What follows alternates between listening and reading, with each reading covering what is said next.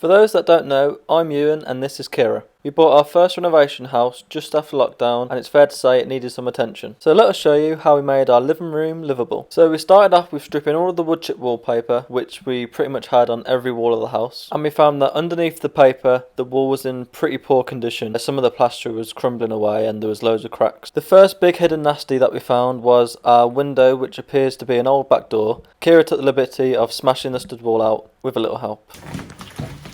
We also had some stud work around the double doors. I'm not sure if you can see how unlevel it was, but it was so far out level it was just ridiculous, so we had to scrap all that. You can see how out of level this wall is. We wanted to do a proper job and brick it up. We also added insulation while we had the chance. And before this point, I'd never done any bricklaying before, but it was only a small area and it wouldn't be seen once plastered anyway, so we thought it would be best if I just give it a go. And yeah, it turned out pretty well. There was obviously things I could have done better, but in my mind it was a lot better than what it was at the start, so we was pretty happy with that. And then after a few other wall repairs, I was ready to plaster. So first I started with the bonding, and that's basically just to fill out any unevenness and also match that wall that I built to the existing walls. By far one of the worst bits, we overboarded our ceiling with the 2.4 metre plaster boards, and with only having Kiera to help me, it was a pretty big struggle. But we got it up and plastered within a weekend, so that was one of the biggest jobs out of the way. And after battling with the ceiling, the walls felt like a dream. And I also tried this blue grit just because of how flaky the walls were at the start, and this just helped the plaster to adhere better to the wall. So now 3 out of 4 walls have been plastered, because at this point we decided to go a little bit extra and start building our own media wall.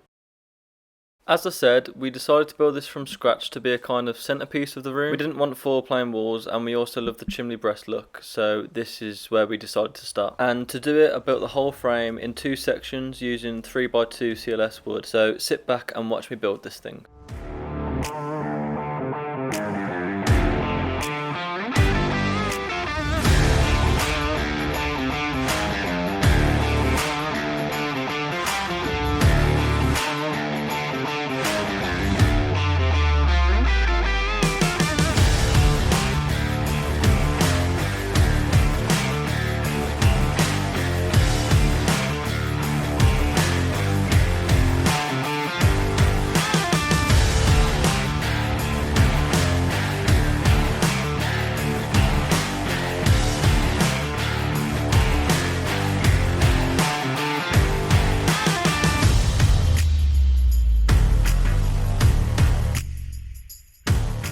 You'll see more of that later on, but at this point we decided to fit our new radiator, so we decided to get rid of our old conventional one and fit a new vertical radiator, and this meaning that we had to move our radiator pipes also. But oh no, Kiera wasn't stopping there. Her next suggestion was to panel all the walls, and to be fair to her, it does look really good now it's on. And to do this we used a dado rail set from Screwfix, and I kind of went with this pattern just because I thought it looked a little classier.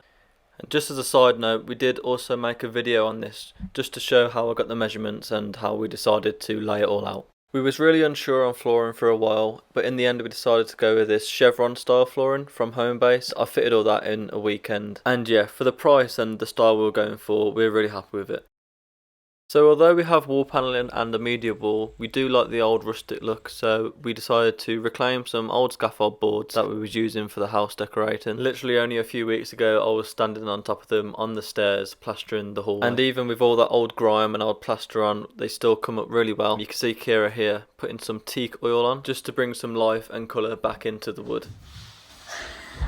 To finish the media wall, we added all the stones and decorations to finish the fireplace, which Kiera ended up redoing anyway. We were then finally at the point where we could actually turn the fireplace on and see for ourselves what it actually looked like. For some reason on camera the base flickers, but in person it doesn't actually do that, so I'm not sure what's going on there. But other than that, it adds such a new look to the room and it just makes everything look modern and clean, and it's really nice at night time as well. But unfortunately there was other things to do before we could sit down and enjoy the fireplace. And one of those things were to add the curtain rails. These are double rails, so you can have the main curtains and also some daytime curtains on it as well. Just imagine sitting down on your brand new sofa looking at your brand new media wall and all you can see is the glare from the outside. So it was really important to get these fitted before everything else. And here you can see the curtains that we decided to go for. So I've fitted one on each side and then there's one left to go in the middle. But enough of all that, you finally now get to see something that me and Kiera have been waiting for absolutely ages for, and that is our sofa. So we finally found one that fits the space that we had. We went to every sofa shop known to man and only